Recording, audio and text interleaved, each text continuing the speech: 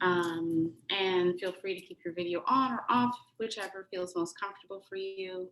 And then that way we can share this content with anyone that you may feel is relevant to share this content with, and then across the community as well. So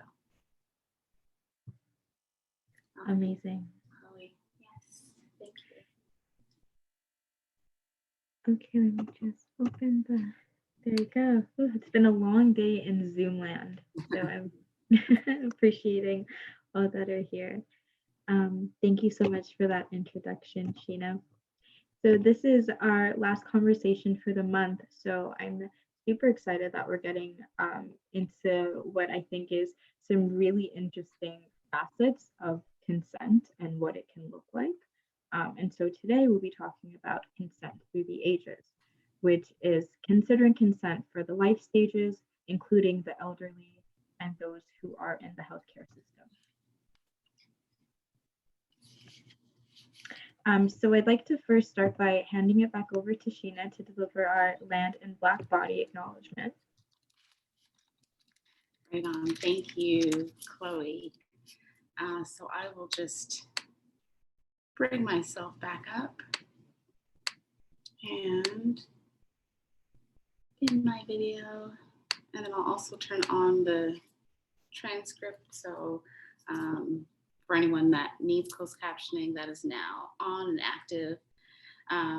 So I'd really like to take this moment to acknowledge the land on which OnePeopleTO resides, as well as the land on which each of us resides, wherever we are, particularly being in Toronto,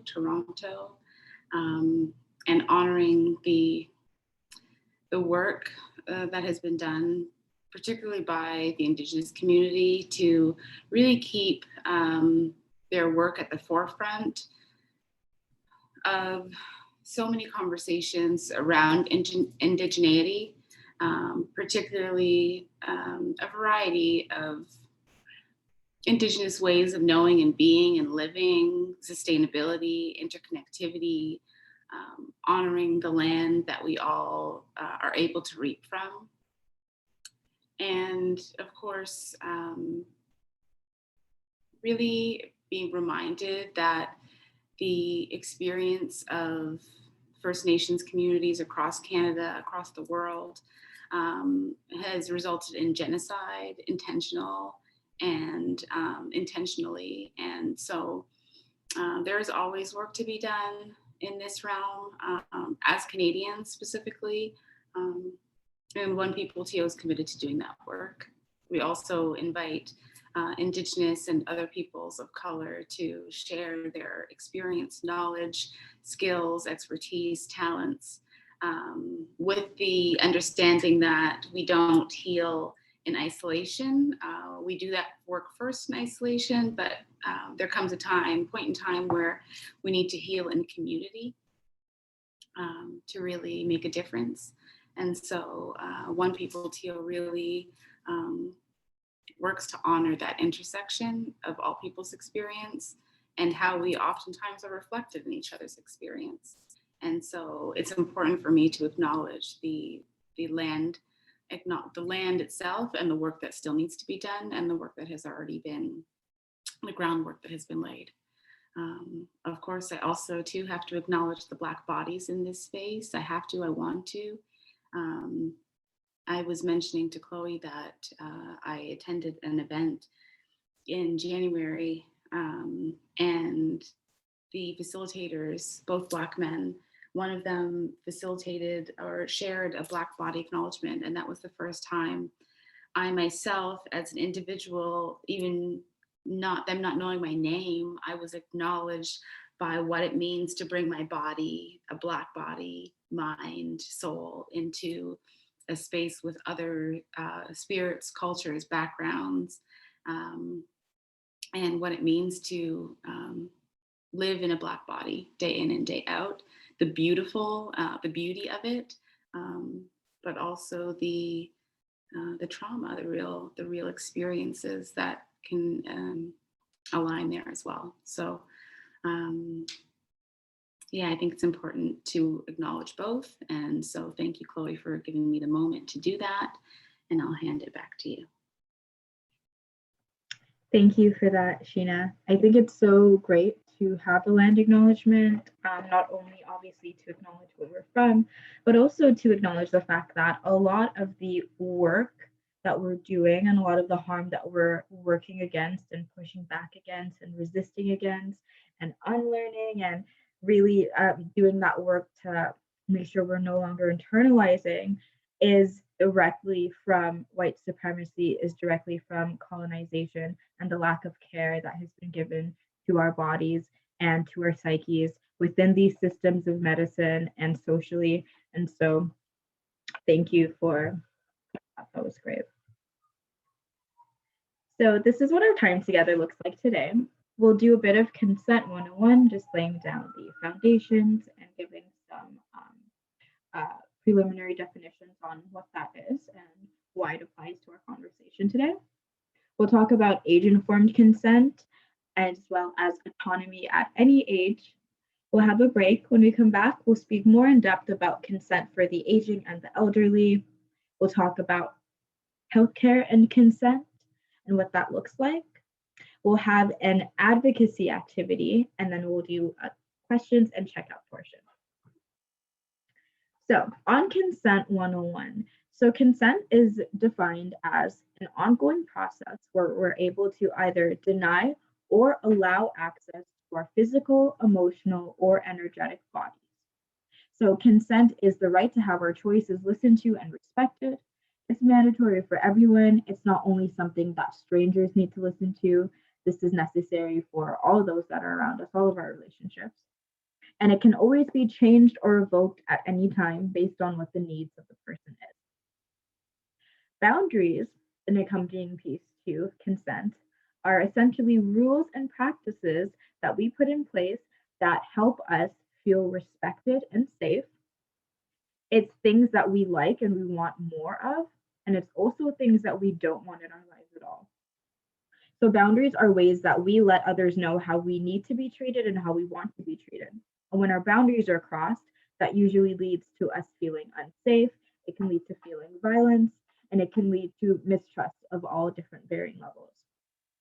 So we show people that we care about them by listening to their boundaries and respecting them, even if those boundaries don't necessarily apply to us, and even if we don't necessarily understand what that person is setting the boundary for. What matters is that we're listening.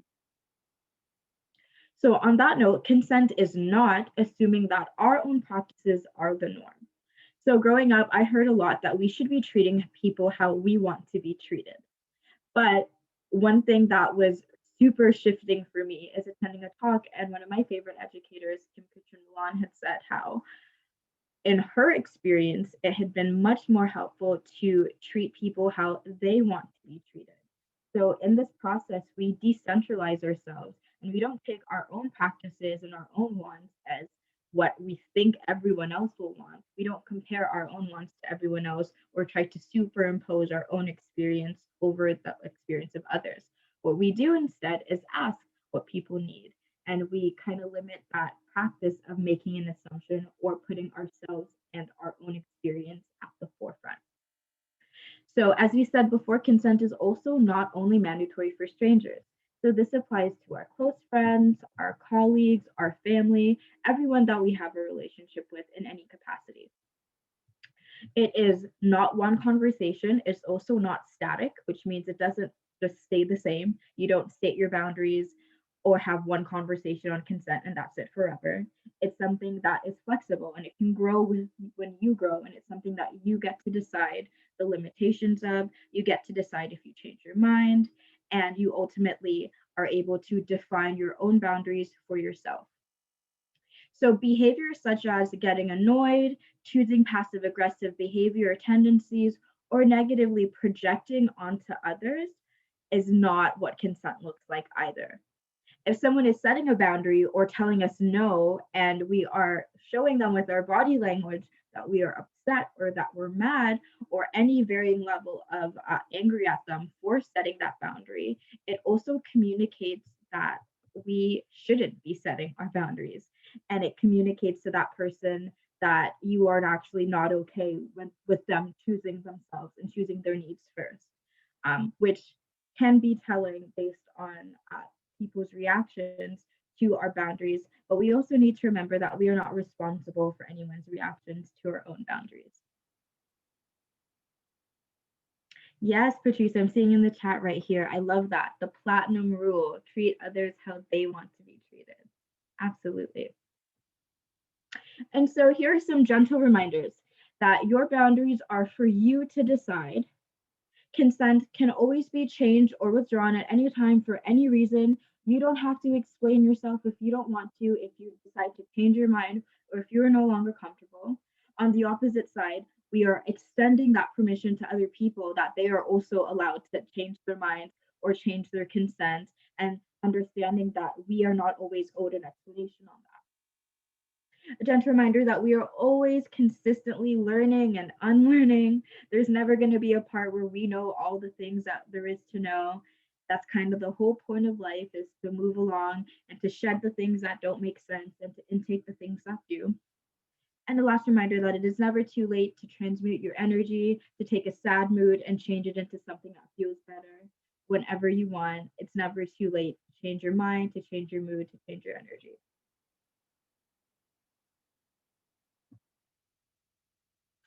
So, age-informed consent. What is it and why does it matter? I'd like to pause here so that, considering what we've just gone over about consent and what it is, I'd like to ask what we believe, or what we would understand or guess, or if we even know what age-informed consent is. And we can pause here for a sec while people think or gather this.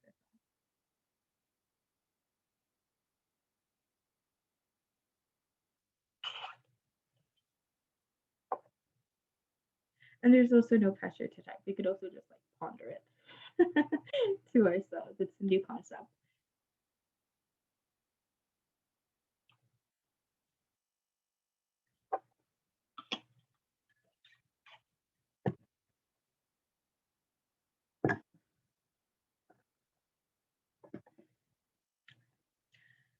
So, age-informed consent is essentially the practice of applying all the things that we just spoke about consent. So, the practice of allowing others to choose themselves, the practice of allowing others to uphold their own boundaries with what's comfortable in their bodies, around them, what's being said to them emotionally. I'm about to sneeze. Excuse me. I promise my sneezes are not normally that cute. Thank you. And so, why it matters is that as we go through the life stages, starting from infancy all the way to being elderly, we are sometimes, our autonomy and our level of consent and the amount of respect that we are given and assigned can sometimes vary. And we'll get more into that later on why age informed consent is important for that reason. And so autonomy at any age kind of explains a little bit further what we mean when we say age-informed consent. So your body autonomy is essentially the right that a person has to govern what happens to their body without any external influence or coercion. So this is especially important for babies, children, and youth to be taught.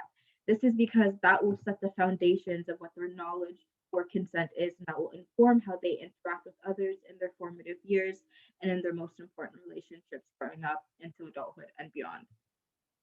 People at different life stages that exist in different bodies and that have different needs may all need varying stages of support. And I say this because receiving support does not mean that their autonomy isn't important, and does not mean that their autonomy doesn't exist. So, for example, if someone is living with a caretaker or has some type of support and needs some type of support in their day to day life, that doesn't mean that they do not have any autonomy at all. That just means that their autonomy might look different from what we are used to.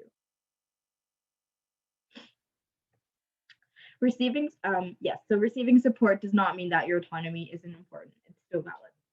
Aligning our understanding of consent to the needs of the individual is a great place to start our practice of age-informed consent. And what I mean by that is instead of looking at someone for how old they are and then by then kind of assuming what they're interested in or assuming what is okay for them to engage in, we're aligning what our understanding of consent is to the actual individual and what they need. And we can gauge what they need by asking them or by interacting with them or by interacting with the people that help to keep them safe. So I put together a timeline of autonomy, which essentially shows consent through the ages or autonomy through the ages and how it's sometimes treated or how I've observed it to be treated. And so our timeline goes from age 0 all the way to our elderly ages 15 up. So in infancy, when you're ages 0 to 6, babies are highly dependent and they need major decisions to be made for them. So in this, they are rarely asked permission to their bodies. Prior to a baby being born, they're actually sharing a body. So that birthing parent has that experience of housing that child or housing that person. And sometimes within that experience, does not always understand that they are still a separate entity from their babies and that their babies' bodies are still autonomous in their own way and in their own right. And so, because of this, sometimes this overprotection, for a lack of a better word, but maybe even a little bit of a lack of knowledge on consent for children might spill over into how they're treated as children and as youth. So when you're a child, we are often not assigned a lot of respect. So I can remember growing up and being told all the time, you're a child, as if that was an insult, as if that was something that meant it needed to be smaller. And with this, a lot of times children are coerced to physically engage. So this can look like, for example, being told to give relatives hugs or kisses, or being told to smile, or being told to speak, without necessarily being asked if that's what they want to do. This also looks like the child understanding that listening and complying when someone is telling them to do something with their bodies or allowing access to their bodies when they don't want to is polite, which is very, very unsafe because then that might relate to behaviors later on where they are misguided on what they understand consent to be and consent to look like. So for youth, when you're ages 13 to 18, there is more assumed autonomy and body responsibility. That means your parents are probably not brushing your teeth. If that's something that you can do on your own, that means that you probably have a bit more responsibilities and assumed autonomy over your bodies if that's something that you're able to do safely. With this, conversations on consent may be lacking based on their experiences and the things that they heard and learned growing up.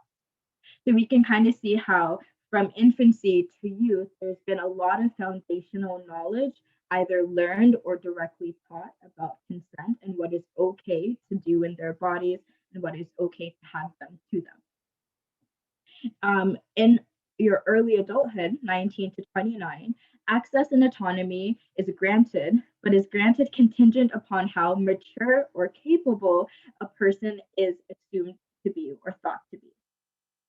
So they are expected to have a knowledge and understanding of consent, but sometimes have not actually been taught properly.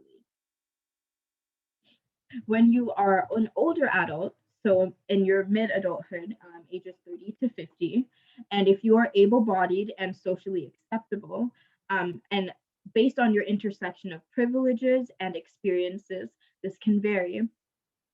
Between the ages of 30 to 50, you're typically shown varying degrees of respect, and this respect is based on your individual privilege, and you are granted a lot more access and autonomy. So a clear example of this is how, if you can consider a doctor, how a doctor would talk to an adult is very different than how a doctor would talk to a child or an elderly person.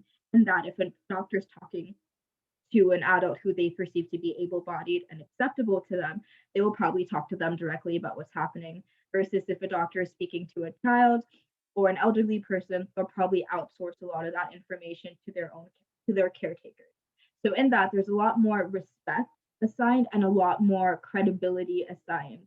And I also want to acknowledge the fact that this certainly does not encapsulate all experiences, because there are some that are not able-bodied and that do need more support and more assistance, that still are autonomous and have access to their own body autonomy based on what their needs are, of varying ages as well. So we want to also acknowledge that. And so when you're elderly and you're 50 and up, your assigned autonomy might start to change depending on factors such as your health. So decisions about your bodies might start to be made by others, and people are possibly treated as weak or as burdensome by their families. This comes with a lack of listening sometimes to the elderly person, feeling like kind of like regressing them to be less than competent or less than able. And we'll get a little bit more into consent and elderly people and aging people. But I wanted to lay this out to kind of see how, as we grow older, there's kind of maybe like one or two sweet spots, if you qualify to, so to speak, that you actually are granted full autonomy. And even in then, there are lots and lots of ways that people interrupt that and intrude on that, whether that be hugging without permission, whether that be on the more violent side of things as being attacked. There are certainly many, many ways that we experience violations in the body or have our autonomy. Yes. Oh, you're muted. Thank you. Just away. Yeah, I just wanted to interject for the adult part. From my personal, and I think too, I mean, it could have been from like my earlier adulthood, but I feel like, or I can only speak from my personal experience, in that consent, when you speak about like the adulthood, it brings up my own my own internal conversations around consent and healthcare. Like when you were talking about, going to the doctor, I think as people of color, particularly as Black people, particularly as Black women, there is there's like this flow or conversation or unsaid conversation between consent and autonomy and agency, and how those intersect, particularly in healthcare. And if you even are able to consent with what someone else is suggesting is good for you, and then of course I see that in the elderly experience. I would personally say the elderly starts about 65, so then it gives me a little more time to get to the elderly stage. But anyway, yeah, totally relevant. And I just wanted to add that part into about, no matter what industry we're in, I think as Black people or as Black folks, there is this level of assumption that we don't need to be consented. Yeah, and so I just wanted to speak to that. But this is great. Thank you.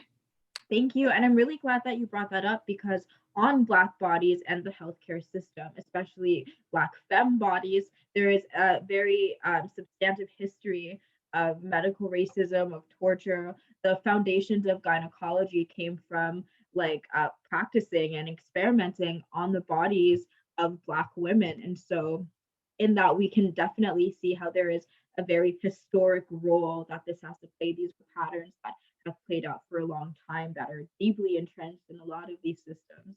So I'm really glad that you brought that up. Yeah, and there was even a piece of what you brought up in terms of, okay, the doctor's speaking to you and you get to make the decision, but based on the decision you make, are they going to respect it, or they're going to say you're making that decision as evidence of why you shouldn't have autonomy and control? Exactly. Absolutely. Yeah. Absolutely. I'm really glad that you brought that up as well, because it's one thing to even have the agency to be able to self-advocate in these spaces, but it's another thing entirely on what happens to your voice in these spaces, and if it's even recognized or listened to, which has been a lot of the mortality rate of Black people that have died by the hands of the medical system, who were simply not listening and not believing and not trusting in the autonomy of the Black body. So thank you for that. Awesome. So we've earned ourselves a bit of a break. We're going to take 10 minutes. It's 7:32. So we'll be back at 7:42 for the second half of our time together. Awesome. Thanks, Chloe. See you shortly.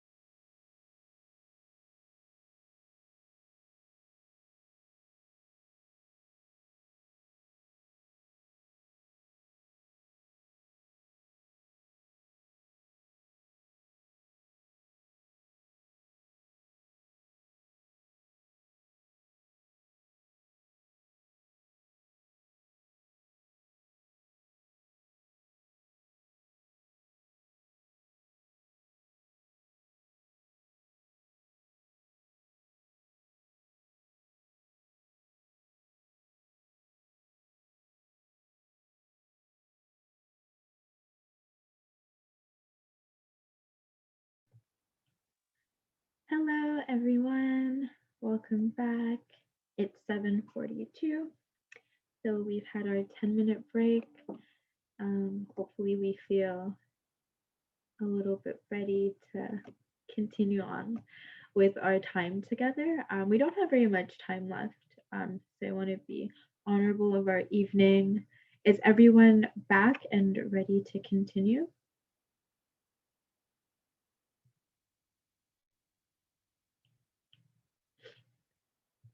Hey, Patrice, excellent. Welcome back. Okay, so in the next slides, we're going to be talking about consent for the aging as well as the healthcare system. So on consent for the aging and the elderly adults sometimes have their voices silenced as they get older and as some of their decisions may require family support or family member support. So in this, they can have their voices lost or their voices ignored or silenced altogether. So decisions at times can be made without consulting or even asking permission of the person. So this can look like having, again, their autonomy taken away by not really including them on conversations or decisions that involve them. It looks like depending on, so on this topic of consent for the aging and the elderly, depending on the social privilege, the race, and the mobility, some elderly people have their choices and their boundaries and their experiences straight up invalidated. So we'll speak a little bit more on the healthcare system in the next slide, but that kind of connects to what we we're talking about before, and having Black bodies or racialized bodies viewed as incompetent or unable to properly ascertain what's going on in our own bodies, which leads to not really being believed sometimes in certain spaces, having the things that have happened to us, our experiences invalidated, having their choices not listened to, which can be detrimental based on the context. So through a capitalist lens, and we recognize capitalism as an arm of colonization, elderly people are treated as disposable, especially near the end of their lives. In this, there is little assistance for these people in how to build safe and consensual community of peers. And with consent and the healthcare system, or consent and healthcare in general, we have that support workers and caretakers should be concerned with the mental and emotional as well as the physical well-being of their clients and of the populations that they're serving. Important medical decisions should be made with the person's knowledge, and if the person is in the physical capacity to consent, should certainly be asked their consent. Conversations that involve them should ultimately be including them. So this can look like either inside the healthcare system or outside, having people or having elderly people have people speak for them, taking the doctors outside to talk to them separately, having conversations that are clearly about them, about their health and about their bodies without actually including them and asking their opinion and giving their voices any credibility or validation. So it's super important that we're recognizing that. So it's important that the discernment or the gut feelings of the elderly person or the person in healthcare should be taken into account and into consideration, especially in regards to how the person is feeling about their healthcare service provider or about their healthcare professional. This is really important, again, as it validates how we feel in our bodies. It validates those intangible feelings. And if someone, for any reason, is not comfortable having a person or having a practitioner be about their bodies, we certainly should be listening rather than ignoring or assuming that they don't have the competency to discern for themselves what feels safe and what feels okay for them. So asking questions is super important. So it is still important to check in on the person's needs as well as what their preferences and their wants are, and as well as the things that make them feel comfortable or uncomfortable. And so in this, it's important for us when we can to act as advocates so that we're able to stand up for, listen to, help explain, and defend the needs of people within the healthcare system, sometimes even to their healthcare provider, or sometimes even to their family or loved ones. Do we have any questions about either of the two slides? No questions, but could we just go back to the last? I love all of this. Yes. We This go one? back? Yeah. What was I thinking about when you were talking? Maybe it was the next one, but I just get this, and just from, again, my personal experience and what I've seen happen, is that sometimes people will bring the person into the conversation, but they're still invalidated, or it's almost like I'm going to ask you just to say I asked you, but and then when the answer is given, it's almost like, yeah, we don't have time to hear or to actually engage and, Right. really listen. And Right. Patrice has her hand raised as well, so I'll let her jump in. No, I was just thank you. I was just realizing how with the pandemic, I sheltered in place. My parents are in their 80s. So I've been with them since March of last year. And there have been a few situations where I admit I was like, well, this is what we're going to do, or you're not going to go to XYZ place. And I did a lot of constraining of things that I might have done, outdoors, not going inside places for fear of getting infected and bringing that into their home where they're in their 80s and they have multiple health conditions. But I also made some decisions for them,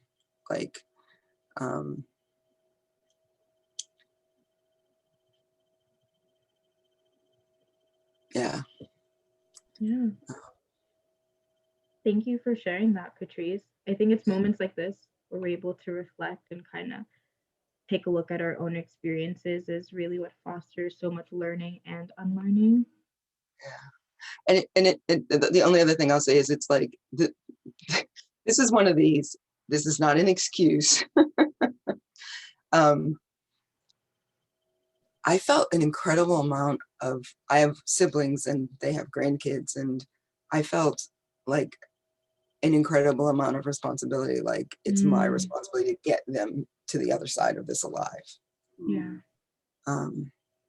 That's a lot to carry. That is. Yeah. That's a lot. Yeah, we're sending you lots of big love, Patrice. That's a lot to carry in. I think it's such an amazing effort for you to even be present for something like this, to really take the time to want to check in on yourself. Yeah. And I mean, even when you present your own situation, it makes me think about your own consent in providing support for somebody else, Right. So that may be something that you want to sit with too, not necessarily having to do it on your own, but that you also have a right to consent, even though you're providing care for somebody else. Absolutely. Thank you for sharing that with us. So towards the end of our time together, I put together a couple scenario activities where we can practice these skills of advocacy. And so we'll go through each one together, and then we'll have a conversation on how we think we'd like to handle it should we be in these positions. So the first one says, Yusuf and their partner have recently welcomed their new baby. As a rule, Yusuf and their partner decide that they will not allow family and friends to kiss the baby. Recently, a family member has gotten offended and upset by this rule.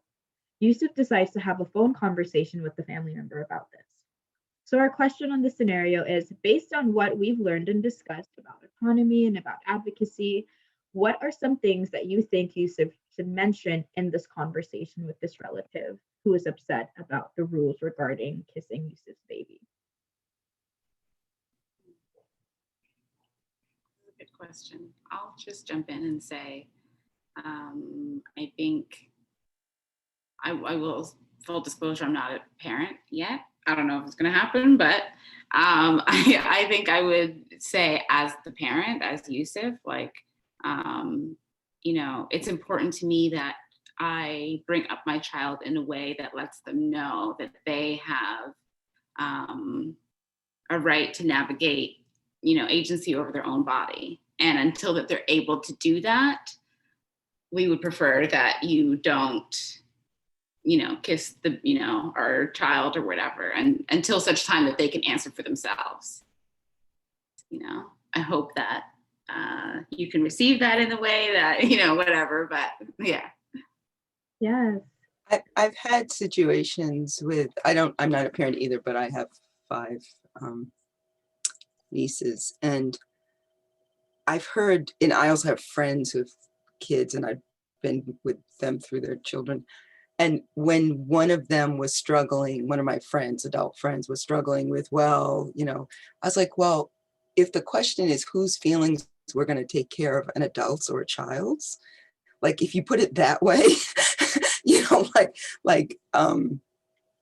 love that. I really, and so with this person, it would be like, I see you're having a lot of feelings about this, and I'm wondering what it was like for you when you were small. And what decisions you got to make about your body, and what is there anything you wish had been different, and maybe engage them that way. That's amazing. I really love what you said, Patrice, about like, in harmful situations, do we cater to the child or do we cater to the adult? And in this case, we're certainly catering to and advocating for the child who can't yet, as Sheena was saying, advocate for themselves and say, yeah, actually, I don't want that right now, and really make those decisions. And in this case, it's very important because there are a lot of coercion that can sometimes happen in situations like this, especially with family. There's a lot of guilting, a lot of hard feelings. And so it's a bravery in itself to be able to advocate for your child, but also very necessary because, as Sheena was saying, the behaviors and practices that we tell and that we show our children is acceptable growing up is what underlines their understanding of consent and of their bodies and the bodies of others. So it's super important that we set a precedent whereby we're able to put a lot of care into what the child thinks and not kind of skim over what they think in favor of what an adult might just want to do.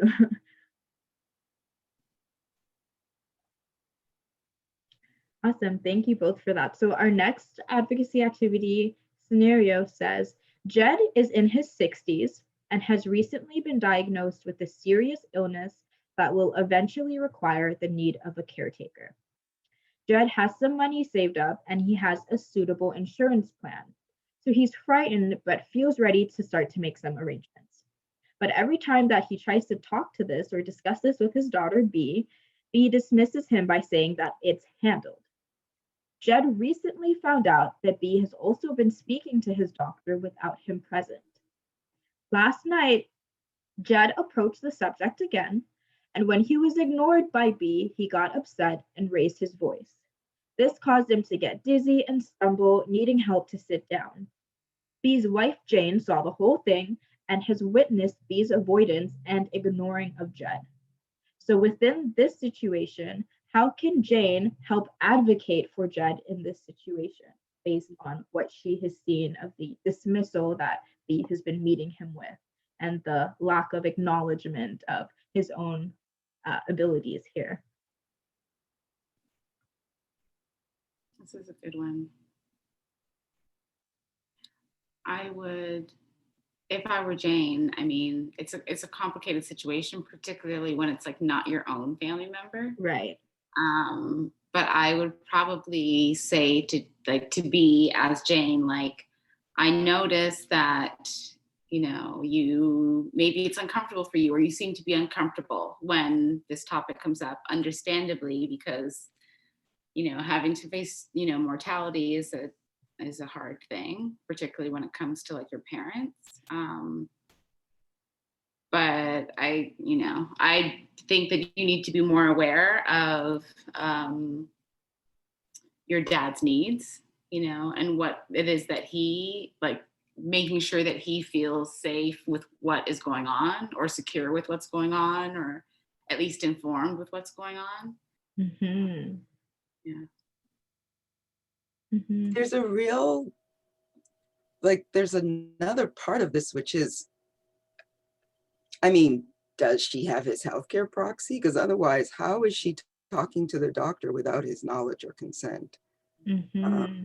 Mm-hmm. Let's say for the sake of the scenario that she does. Well, see, the right to make decisions isn't the same thing as being able to have conversations without even his knowledge. So there's something funky going on in terms of that.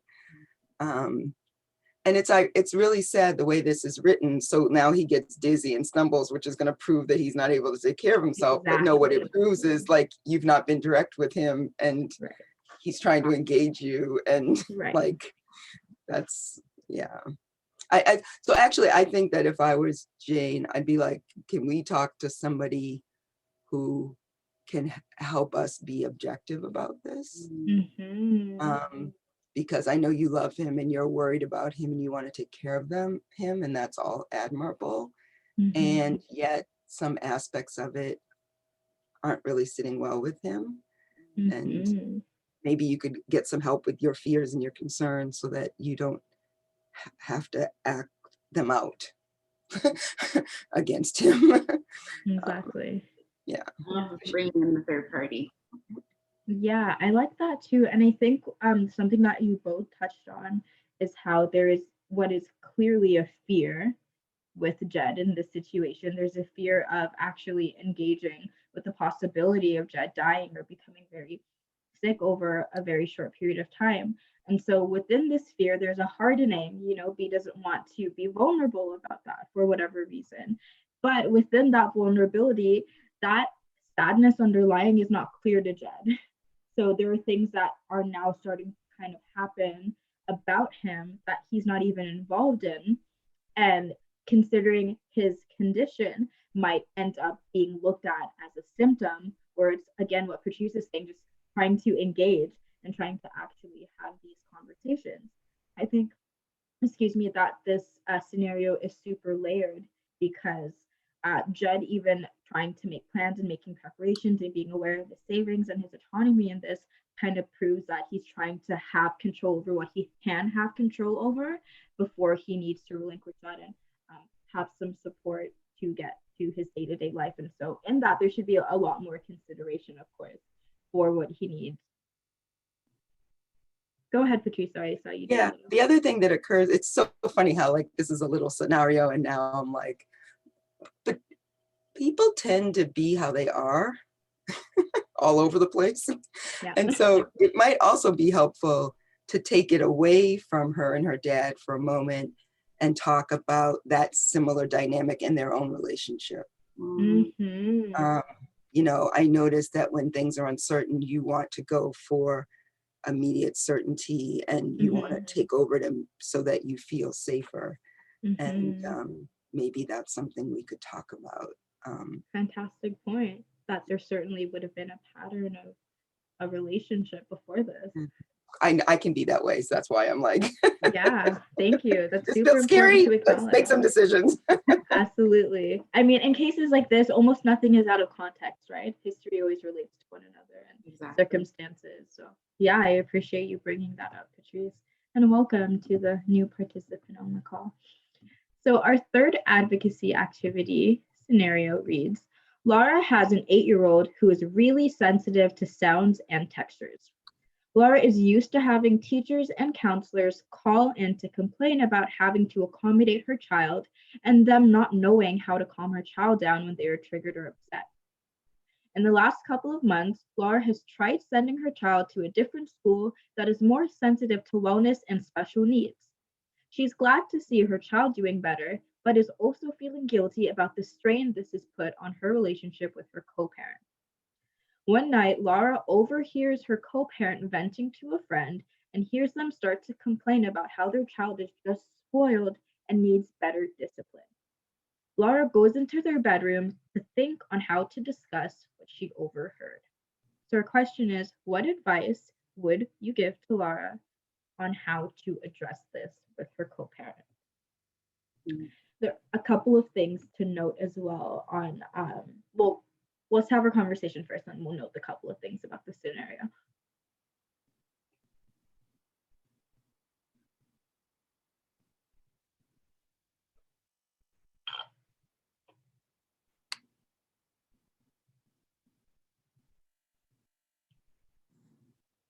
Should I go first, or would anybody else like to jump in?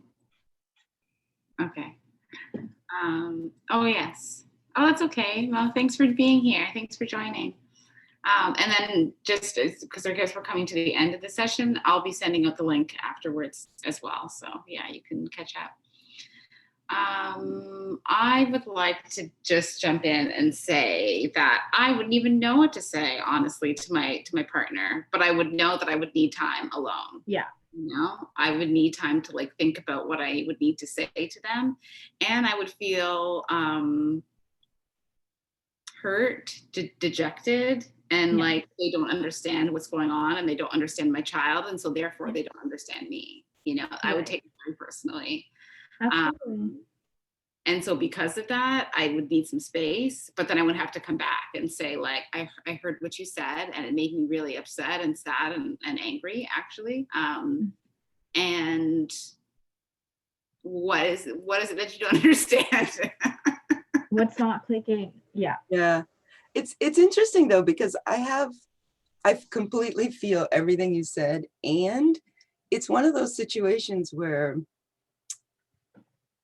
people need to have space for their feelings. And it does say that there's a strain. So clearly some of it has been directed to Laura.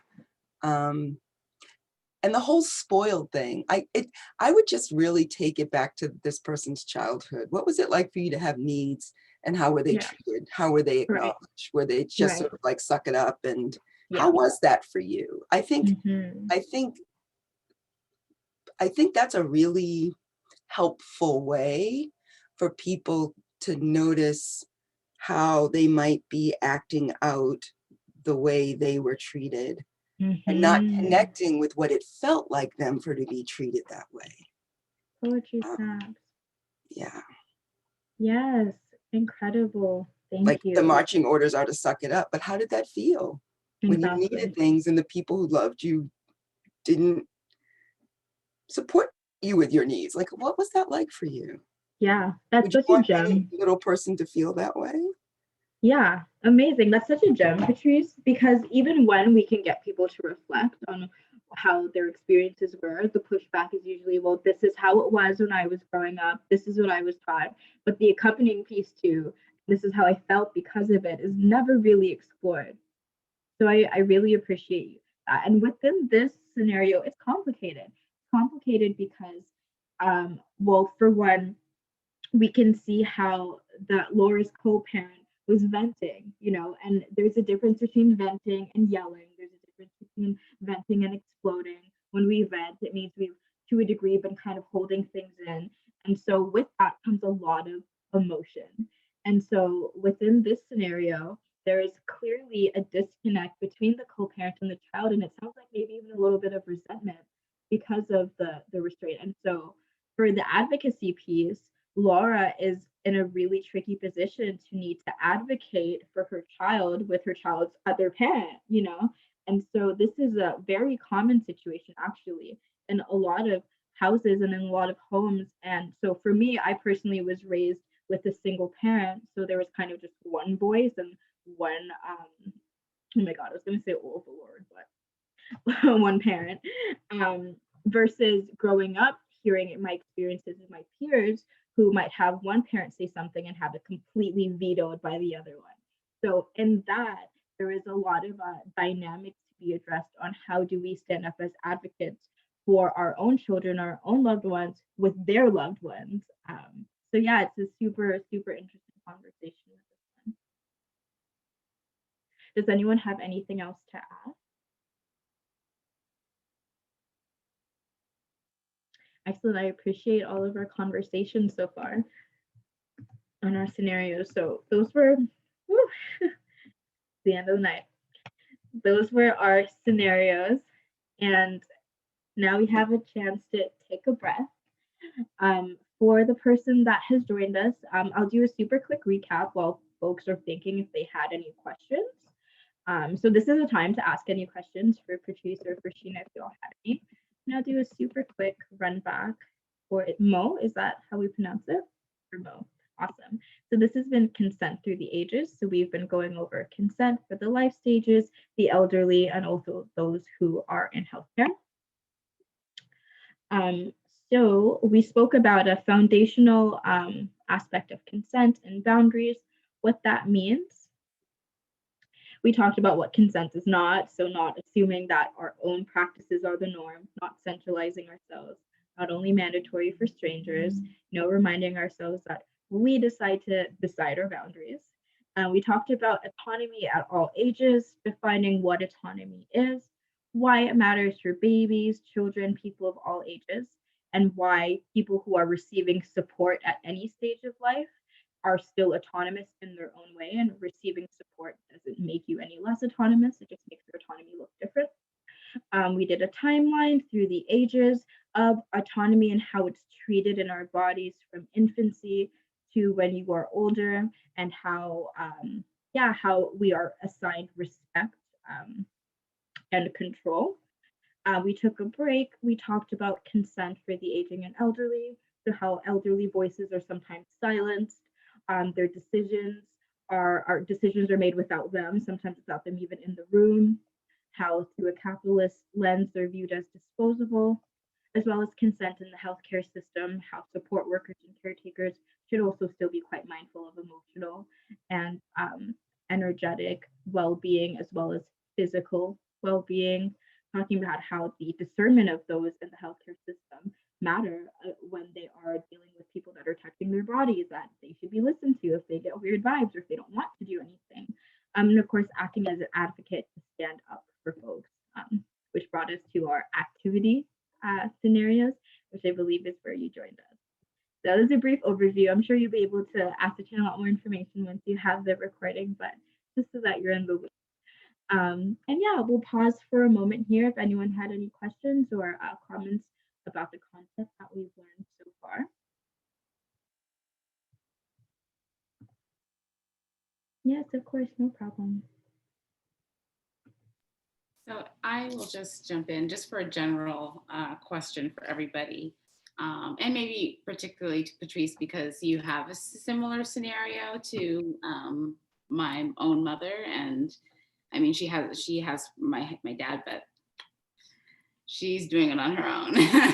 So, it would be interesting. And I mean, from Mo and Chloe too, it would be interesting to hear how you would approach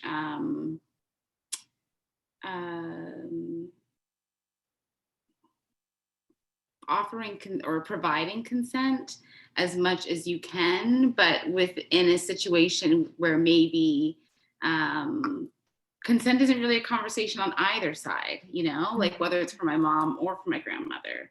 And so it kind of is like nobody's hearing each other and nobody's asking any questions. So like, how would you, even from an outside perspective, being myself, how would you like help to facilitate that conversation of just like, you can start to listen, and even if my grandmother, for example, may say something that's like not possible, but so that she feels heard and my mom also feels respected as the caregiver,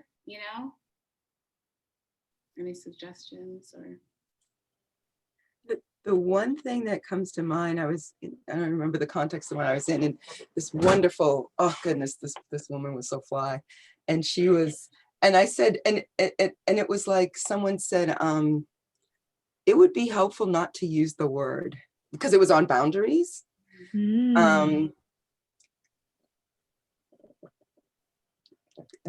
This person was Afro-Latina, and sort of what we, that's white people stuff. Like my father will say sometimes some stuff, that's white people stuff. I'm like, oh, okay. And so in the sense of, if you lead with the word, then you can have all this resistance to the word when in that context, a boundary was like, well, this is just the thing that works for me, and that thing that you're saying doesn't. Mm-hmm. Mm. That's amazing advice. Um, Thank you. and the other, I don't know, I've done a lot of healing work, unwinding, and the experience of like being able to listen for and name and validate the feelings is a big part of feeling heard, Mm-hmm. which is separate from the thing she's asking for is impossible because of money or logistics. Mm-hmm.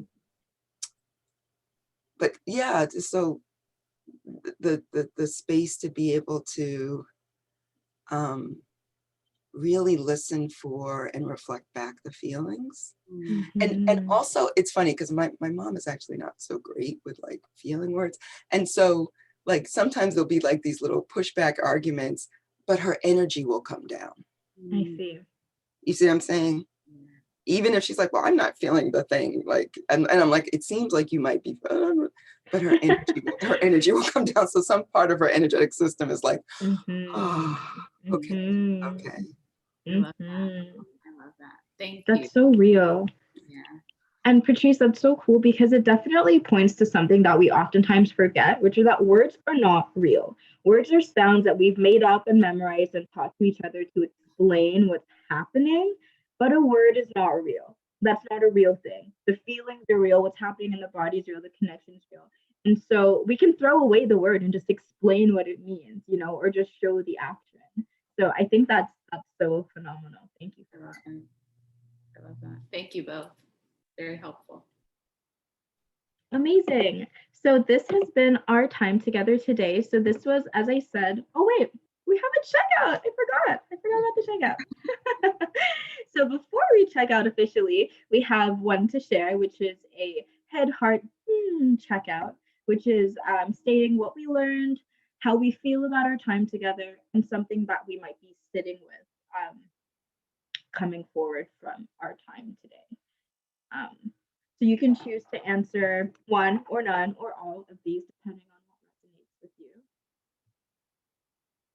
And in the meantime, I want to share this slide with our contact information for both Sheena and for myself as part of our, this was our last crucial conversation consent talk for February.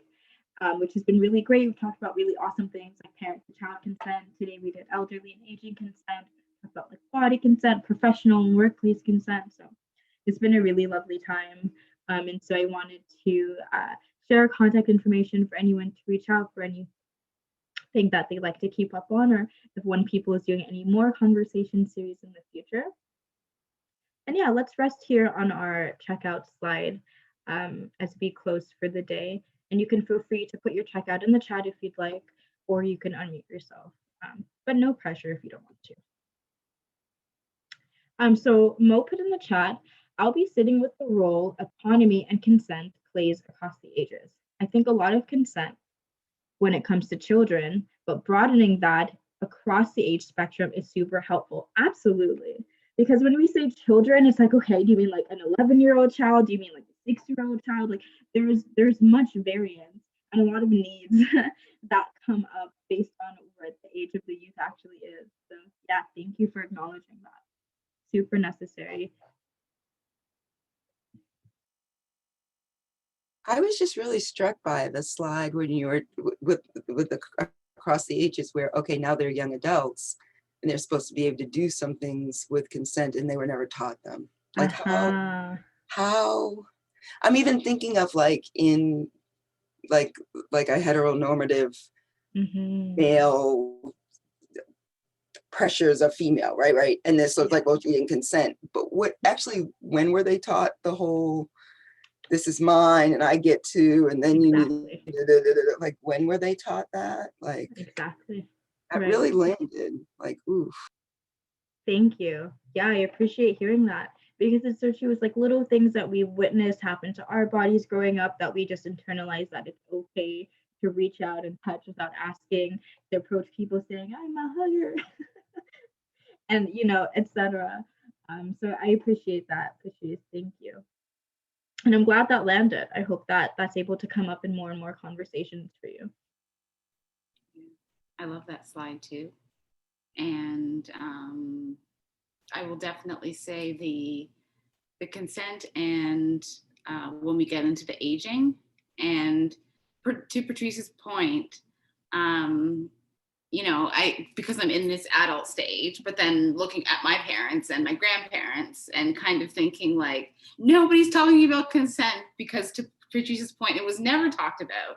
So like, you know, there are these adults that I'm dealing with, and I'm like, how can you're not asking each other, or, you know, trying to do that, but they've never been conditioned or supported in that way. So I'm asking for something from them that they don't really know how to do. So maybe what I will be sitting with is how I can help to facilitate that conversation in a way that doesn't make them feel like they don't know, but is just empowering them, you know? Amazing. Yeah. That's a great word. And I think that's one of the most important takeaways is how can we empower people to be advocates for themselves and to also help advocate for them. That's great. Yes. Incredible. Well, thank you so much, everyone. This has been our time. I'll let Sheena do our closing announcements. Awesome. So I just wanted to say thank you to Chloe for facilitating these sessions. They've been so super informative and helpful, and have definitely made me reflect. And I know everyone that's joined at some point has, you know, had some great takeaways. So thanks everyone else for being here as well.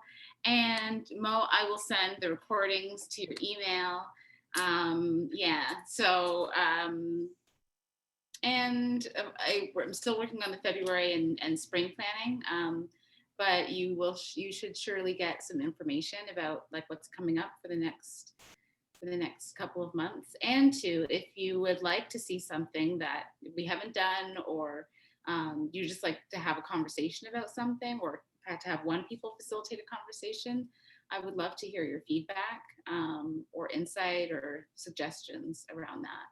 Because I just like to continue the conversations around all sorts of things, but particularly things that affect the Black community. And so we can kind of come together and learn together and grow together. So yes, again, thank you again for being here. I will send out this recording along with the other recordings from the past few sessions, from all of the sessions. And I'm just grateful for your presence, and may you be blessed in, I keep saying, all things considered in the world of everything that's happening. May you continue to be blessed. Amazing. Thank you, Sheena. Thank you, Patrice and Mo, for being here. This is so lovely, and I hope you all have an amazing night. Thank you. Good night. Bye-bye.